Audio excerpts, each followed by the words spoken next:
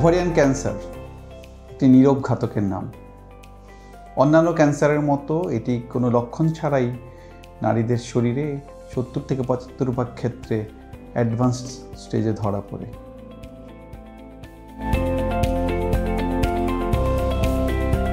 অন্যান্য দেশের তুলনায় বাংলাদেশেও এর প্রকোপ বাড়ছে। গ্লোবোকন ফোরকাস্ট করেছে 2040 সাল নাগাদ বাংলাদেশে শতকরা 60% ওভারিয়ান ক্যান্সার রোগী বাড়বে এবং মৃত্যুর হার শতকরা 50% বেড়ে যেতে পারে।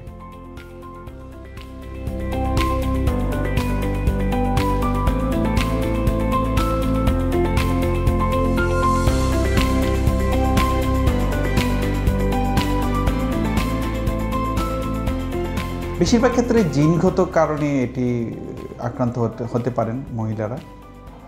কারো যদি জেনেটিক মিউটেশন থাকে, জিনে কোনো ত্রুটি থাকে, সেই ক্ষেত্রে আক্রান্ত হতে পারেন। ফ্যামিলি হিস্ট্রি যদি থাকে, পরিবারে কারো যদি আত্মীয় স্বজনের মধ্যে ওভারিয়ান ক্যান্সারের হিস্ট্রি থাকে, ব্রেস্ট ক্যান্সারের হিস্ট্রি থাকে, তাদের ক্ষেত্রেও এটা হতে পারে। অন্যান্য আরও কিছু কারণ আছে, যেমন অনেকেই পিসিওএস রোগে ভোগেন, তাদের ওভারিয়ান ক্যান্সারের ঝুঁকি আছে।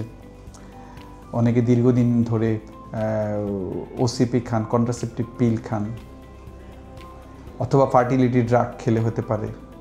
অস্বাভাবিক স্থূলতা যাদের মধ্যে, তাদের মধ্যে ওভারিয়ান ক্যান্সারের ইয়েটা দেখা যায়।